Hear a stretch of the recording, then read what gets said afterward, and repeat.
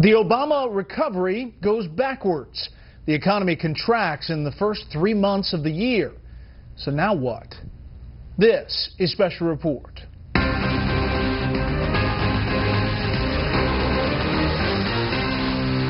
Good evening. Welcome to Washington. I'm Brett Baer. As the headlines scream of one foreign policy challenge after another, President Obama is heading into the weekend with another major domestic problem on his hands.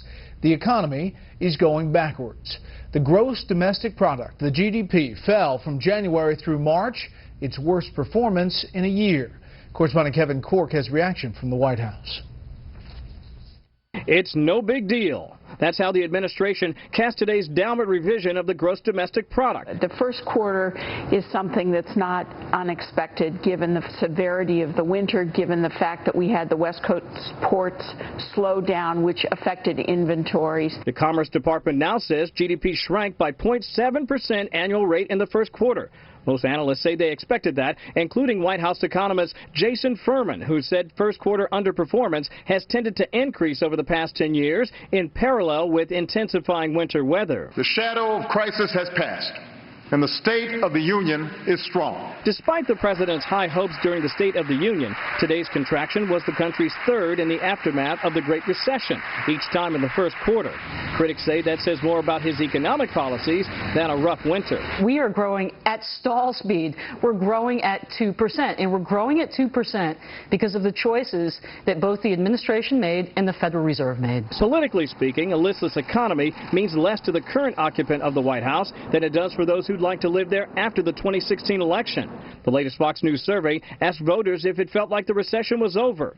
Fewer than 4 in 10 thought so, an underlying skepticism that could hurt Democrats. If people are seeing signs that the prosperity is waning, that the economy is weakening, then it becomes more difficult for the incumbent White House party to win that third term. The first quarter malaise fired up Republican Senator Marco Rubio, who said today, quote, "The American economy will never reach its full potential so long as we have policies stuck in the past." A past that includes Hillary Clinton, who has championed the president's economic policies on the campaign trail. Well, this may be another reason why she's not answering questions. But when she does boast about the Obama administration, it strains credulity if the economy is weakening or there are signs that cause citizens to question whether the economy is stable. It was interesting to hear the White House refer to the Trans-Pacific Partnership as an example of something they feel like could keep the economy moving forward, like expanding more markets. But it's important to point out right now it's Democrats like Senator Elizabeth Warren, for example, that are fighting the White House on that. Kevin Corke live on the North Lawn. Kevin, thank you. Stocks were off today. The Dow lost 115. The S&P 500 was down 13. The Nasdaq dropped 28. For the 4-day trading week, the Dow lost 1.25 percentage points. The S&P 500 was down 0.9. The Nasdaq about a third. President Obama says a handful of senators are holding up the renewal of Patriot Act provisions that will keep key government surveillance programs in place. Those provisions expire Sunday at midnight. I don't want us to be in a situation in which, for a certain period of time, those authorities go away, and suddenly we're dark, and heaven forbid we've got a problem where we could have prevented a terrorist attack or apprehended someone who was engaged in dangerous activity, but we didn't do so simply because of inaction in the Senate. Senators will reconvene Sunday to resume debate on the Patriot Act provisions. The ISIS rampage in Iraq continues. The terror group is claiming responsibility for 2 car bomb attacks at a pair of prominent hotels in Baghdad. At least 15 people were killed. President Obama's inability to either degrade or destroy ISIS, as promised, is becoming a major point for Republicans lining up to try to replace him. Chief Political Correspondent Carl Cameron has that story tonight. 2016 will be the 4th presidential race in a row with American forces battling Islamist terrorism around the world. And the debate over ISIS, its origins and how to halt its rampage, divides both parties.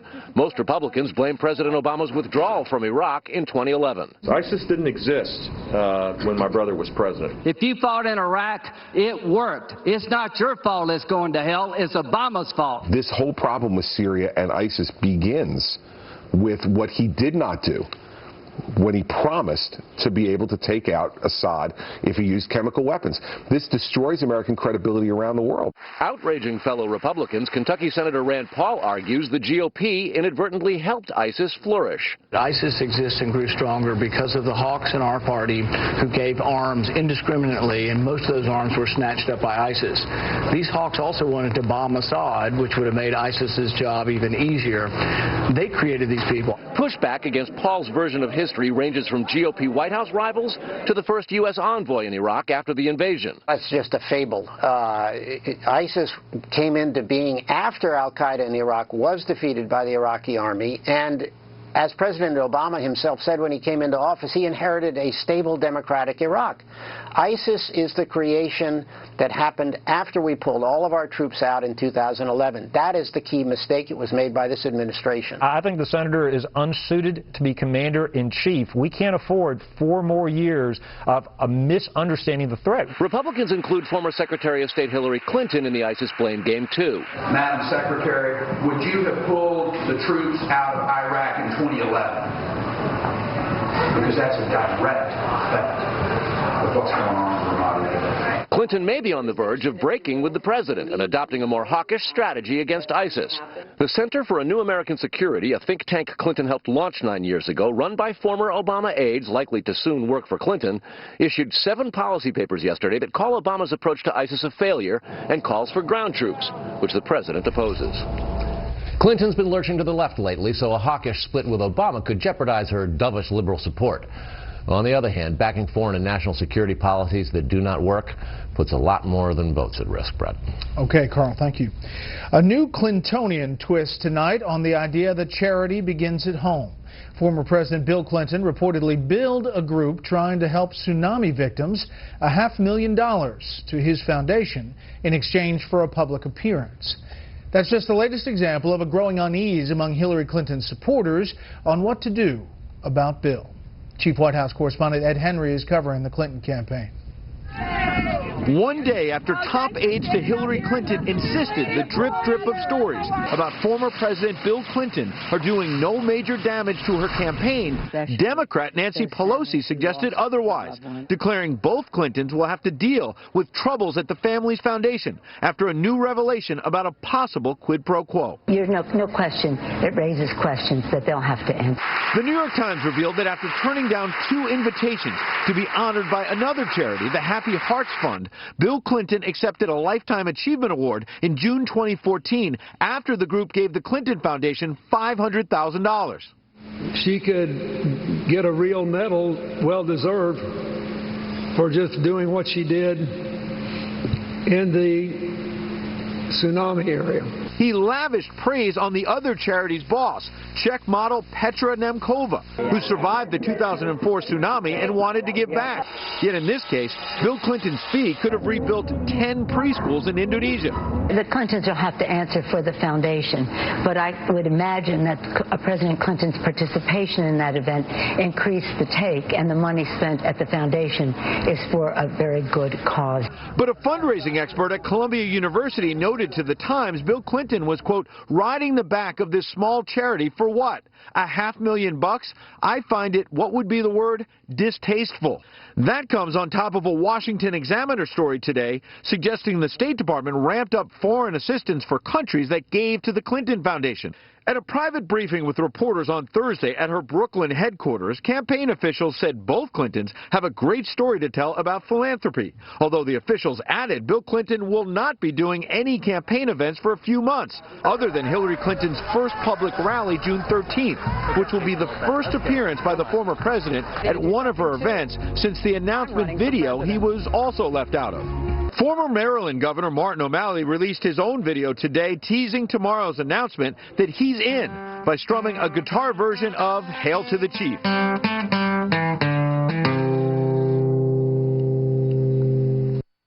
While Clinton campaign chairman John Podesta could not resist some fun of his own, modeling a pantsuit T-shirt now for sale on their website. Perhaps T-shirt sales have been good, but there are questions about whether the fundraising has been weak. Clinton aides acknowledge they've added more money events, but not because of a lack of early enthusiasm. They say they're stepping it up to keep up with Republican fundraising, which has been doing very well, Brad. All right, Ed, thank you. Former Rhode Island Republican Senator and then independent Governor Lincoln Chafee plans to run for president as a Democrat. Chafee is expected to make the announcement next Wednesday. Chafee was the only Republican in the Senate to vote against the Iraq War in 2003.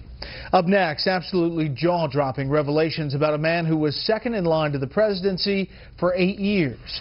First, here's what some of our Fox affiliates around the country are covering tonight. Fox 10 in Phoenix, where police are bracing for trouble ahead of tonight's free speech rally outside an Islamic mosque.